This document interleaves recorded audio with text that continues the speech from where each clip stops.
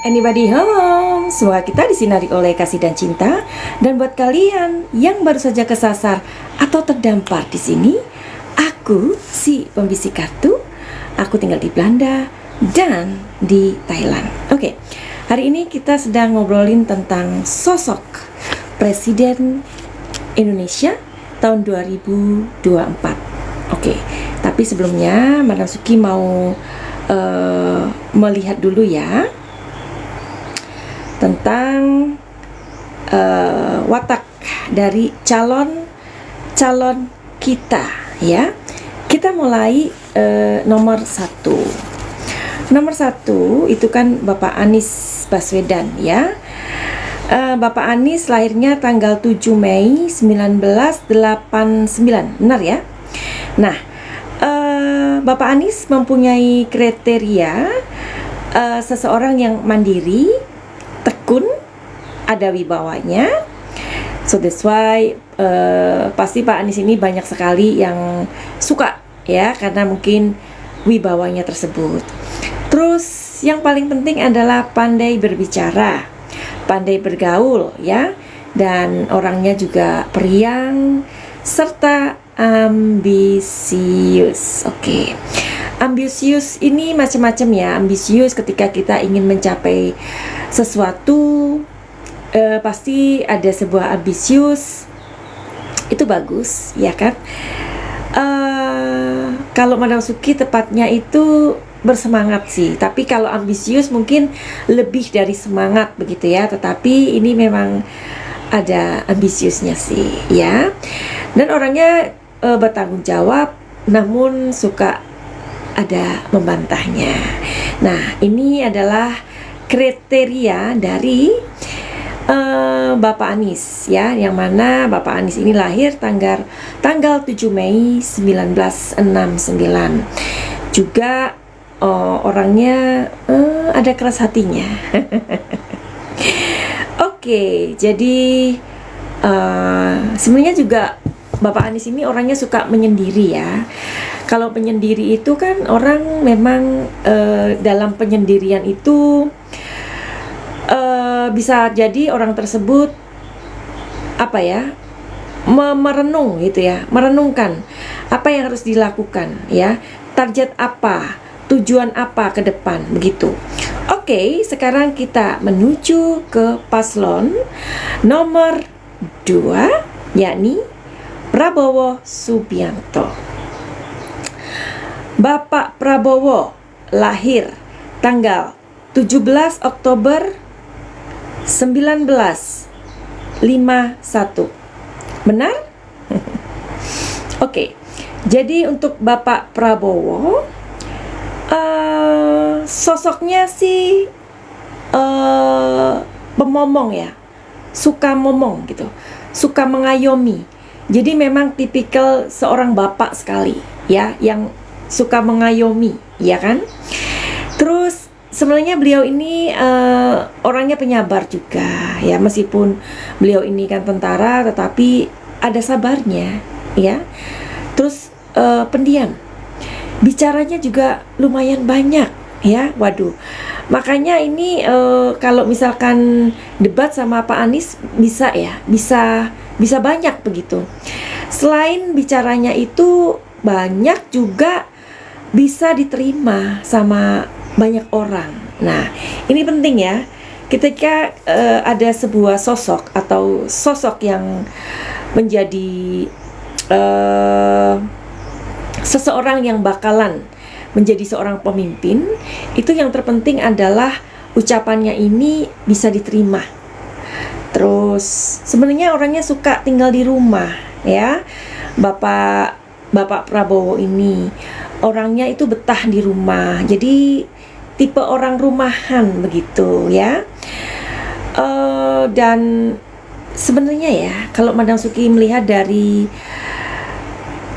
tanggal lahirnya 17 Oktober 1951, sosok ini adalah orang yang tidak mau mengambil atau memakan sesuatu yang bukan miliknya. Nah, Kalaupun beliau ini punya itu, punya ini, ya barangkali saja itu warisan atau apalah, kita nggak tahu ya. Madam Suki nggak mau masuk-masuk terlalu dalam ke sana. Ini matahari terlalu menyilaukan mata, ya kan? Nggak apa-apa lah, yang penting cantik ya. Oke.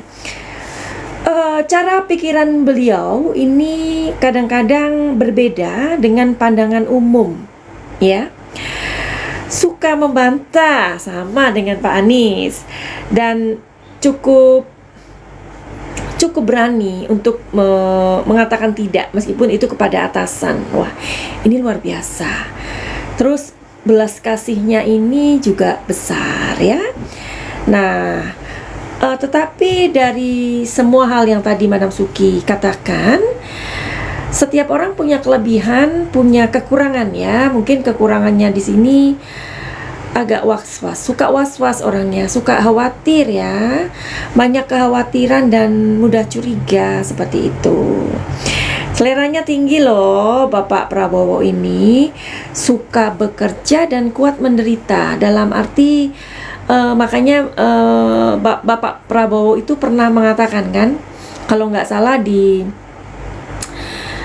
apa ya, di Mata Najwa, katanya gini, kenapa sih Bapak itu kok mau menjadi seorang tentara? Iya, karena mbah-mbahnya dulu, kakek-kakeknya itu kan seorang prajurit juga. Mereka ada prajurit. Sebenarnya ketika seseorang ingin menjadi tentara atau prajurit itu udah teken mati gitu. Maksudnya udah ngerti resikonya. Dan dari didikan beliau ini juga ya udah mengabdi begitu. Luar biasa ya. Dari sini aja, apakah kalian sudah melihat sosok dari pemimpin Indonesia tahun 2024? Oke.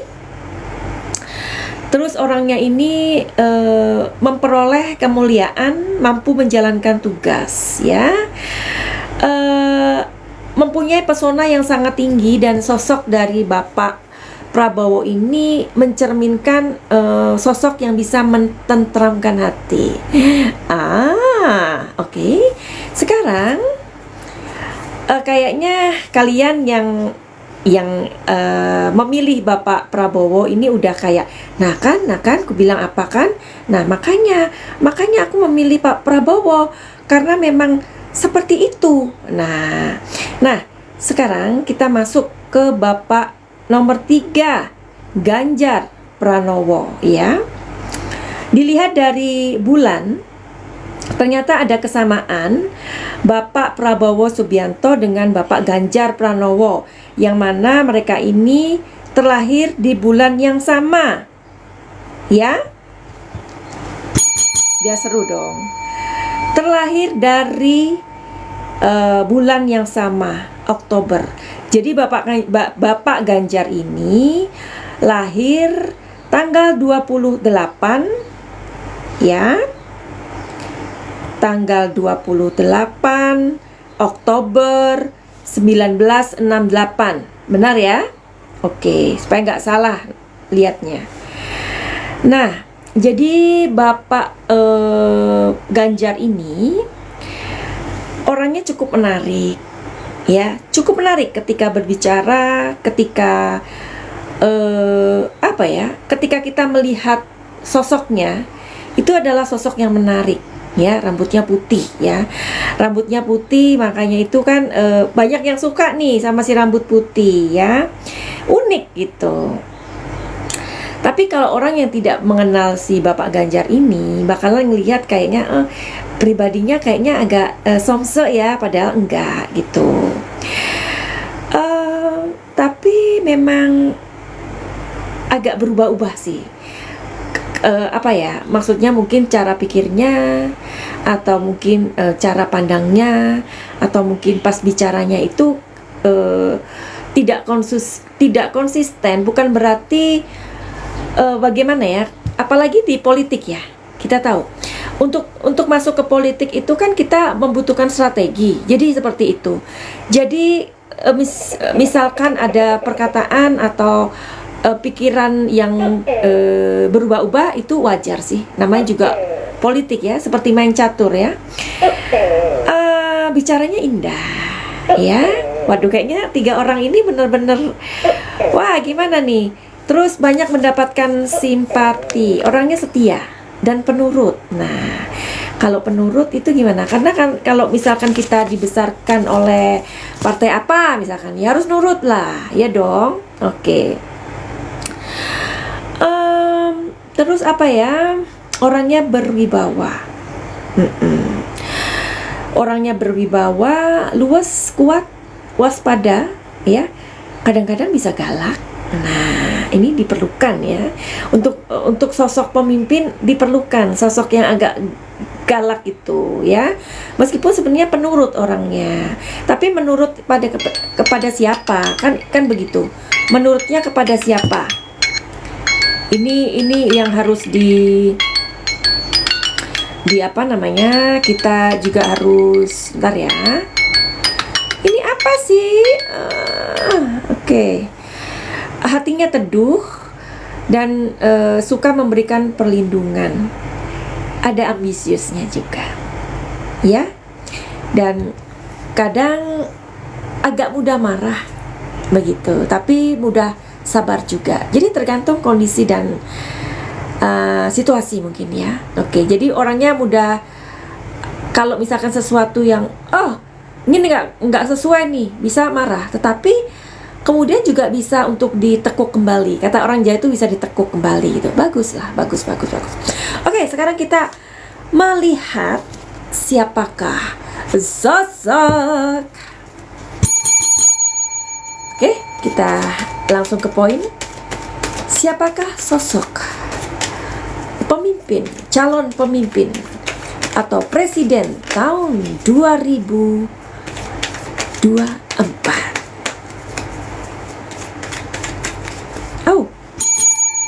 Oke, kita lihat sosoknya.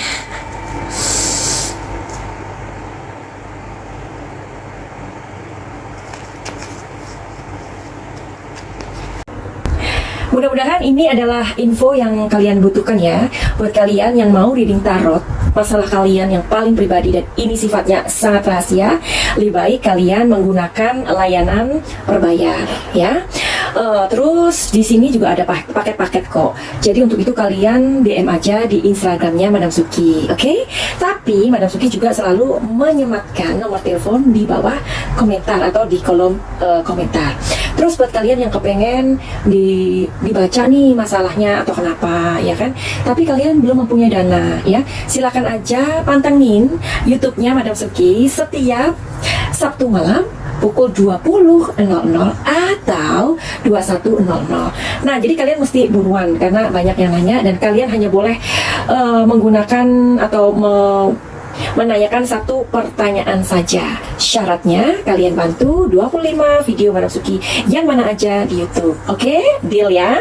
Nah, jadi buat kalian juga yang mempunyai masalah nih, trauma, pernah dapat pelecehan mungkin, bullying, keinginan budir atau apa ya di dalam kehidupan ini, kayaknya aku masih bingung, atau kalian punya masalah dengan asmara, dengan pasangan atau apa saja, mungkin kalian punya trauma waktu kecil, luka-luka batin, terus sudah gitu mungkin pernah mengalami pelecehan seksual, something like that, sehingga itu mengalami sebuah damage ya di batin kalian, atau apa ya istilahnya tuh ya, luka batin lah ya, mungkin inner child kalian terluka, atau hal-hal lain yang kalian nggak ngerti dan judulnya masalah.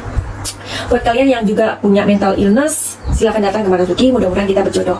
Karena kebanyakan kliennya Madam Suki itu yang mendapatkan mental illness atau gangguan-gangguan pikiran, ya, kesehatan pikiran terganggu dan lain-lain itu, mereka sudah pernah ke psikolog dan ke psikiater, tapi mungkin belum berjodoh atau bagaimana. Barangkali dengan program pakai cahaya ini kalian bisa sembuh dan ada kesembuhan yang diharapkan.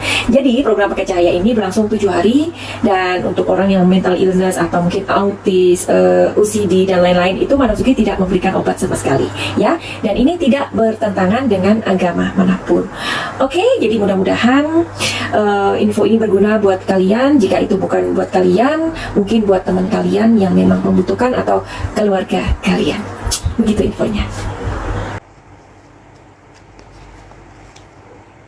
Oke, Ini ditahan dulu ya, Madam Suki yang lihat. Aduh. Well, sekarang Madam Suki ngelihat nomor 1 dulu, paslon nomor 1.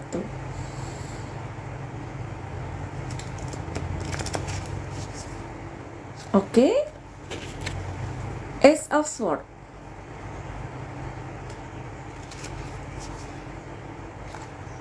Seven of Swords. My God.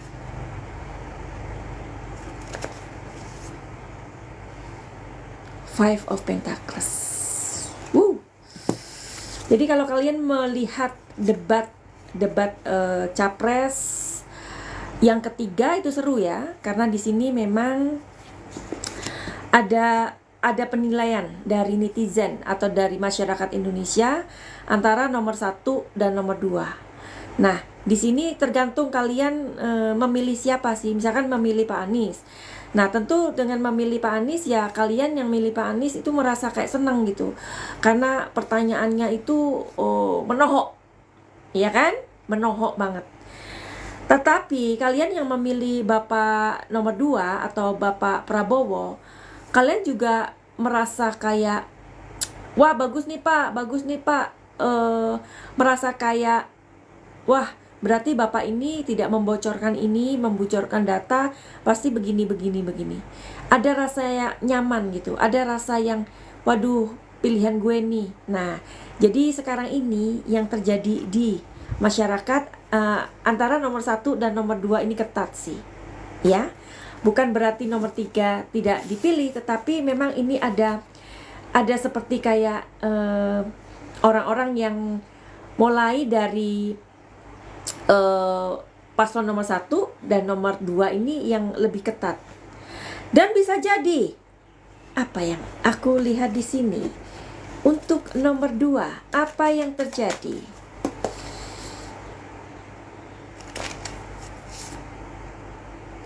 Ada sebuah traveling. Banyak orang yang sudah memilih paslon 1 dan paslon 3 sekarang masuk ke paslon 2. Ya, dan ini adalah sebuah permulaan. Siapakah sosok lelaki atau sosok calon presiden tahun 2024? Adalah seseorang yang kuat. Ya, ini kita melihat sosoknya ya. Meskipun misalkan usianya itu sudah tidak muda lagi, tetapi bisa jadi ini adalah sosok yang diperlukan. Oke. Sosoknya setia. Orangnya memegang teguh kepada sebuah komitmen. Sosok setia ini membawa lentera lampu. Lampu itu adalah sebuah perubahan. Orangnya masih terlihat kuat. Dan di tangannya ada sebuah medali. Mungkin medali itu adalah sebuah penghargaan di masa lalu. Aku belum melihatnya. Dan kita lihat lagi sosok, ciri-ciri. Karena Madam Suki kan bilangnya ciri-ciri. Ciri-cirinya selain yang nomor 1 tadi sudah diungkapkan, ciri-ciri yang berikutnya adalah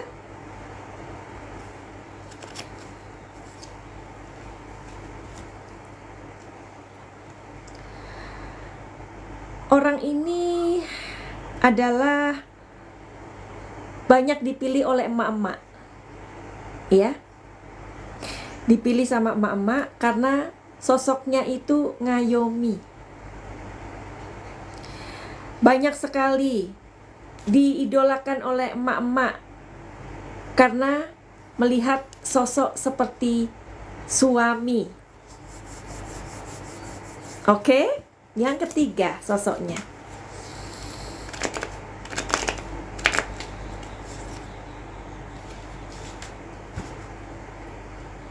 Oke. Dan dia di sini adalah sosok. Dia laki-laki tapi hatinya lembut. Dia laki-laki tapi hatinya lembut. Dari ketiga orang itu, apakah kalian sudah menentukan ciri-ciri yang terkait yang Madam Suki katakan? Dia seorang laki-laki tapi berhati lembut. Dan dia membawa cawan. Cawan ini adalah cawan cinta kasih. Dan dia juga menawarkan cinta. Ya, meskipun dia seorang laki-laki, tapi dia menawarkan cinta. Jadi dia sangat hangat. Penampilannya keras, tegas, tapi sangat hangat.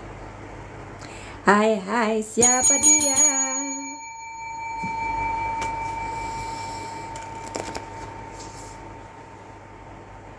Oke, sosoknya pekerja keras. Dia mempunyai ide-ide dan gagasan-gagasan yang luas. Dan sepertinya dia mempunyai uang banyak. Jadi dia mempunyai uang banyak itu artinya mungkin yang tadi Madam Suki katakan mungkin dari orang tuanya atau apalah. Ya? Sekali lagi biar kalian penasaran.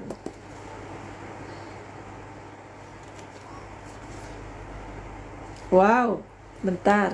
Sorry, kebalik.